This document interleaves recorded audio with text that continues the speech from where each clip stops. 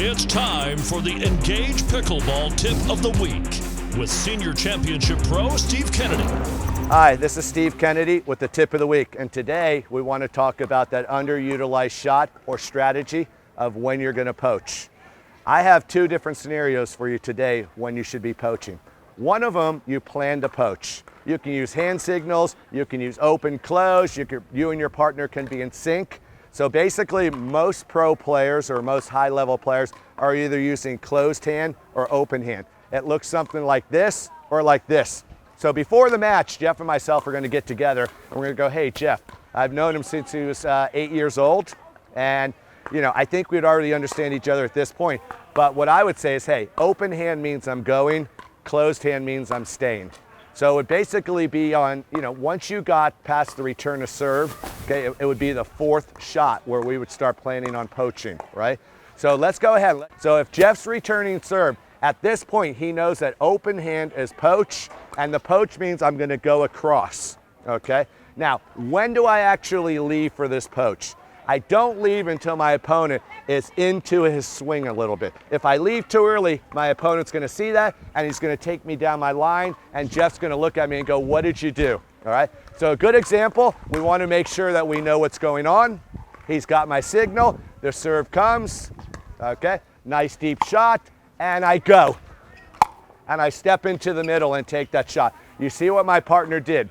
We've pre-planned it. He knows where he's going, and I'm committed to going across.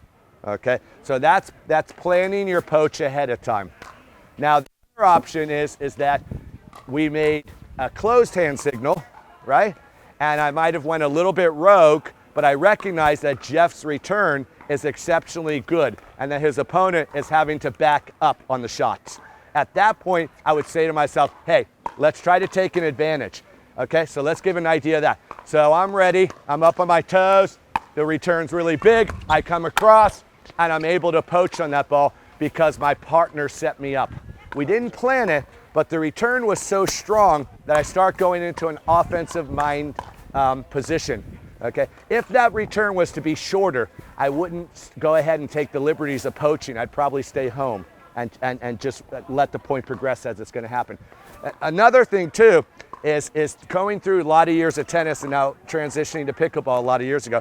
I want to make sure as a net person, if I'm not actively poaching, I don't want to stand here and go, guys, look, I'm never leaving this spot. I want my opponent to make sure that I'm always a threat to them as the person here. So when they get that third shot, I want to have that little bit of movement. I want to play this little cat and mouse game. So I don't want to be a distraction because, look, we're all trying to be polite, right?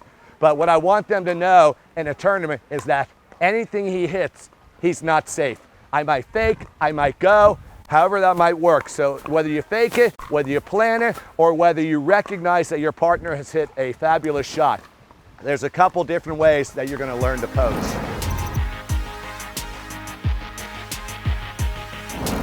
And that's this week's edition of Inside World Pickleball. Carl Foster with Melissa McCurley here at beautiful Naples, Florida at the U.S. Open, coming to a culmination. What's coming up next for the rest of the year? The next big event, Atlanta coming up, and then an indoor championship for the first time that was canceled last year. So in 3 weeks, we head over to Atlanta, Georgia for a PPA Atlanta Open Championships, and then on to the USA Pickleball Indoor National Championships in Hoover, Alabama. This is the first time that there has ever been a national indoor championships for USA Pickleball. Great job, Melissa. You're wearing many hats here, so to speak. The one on your head, the one on the camera, and the one behind the scenes as well. So thanks for being here as well, and we enjoy working with you. It's a pleasure and privilege, Carl.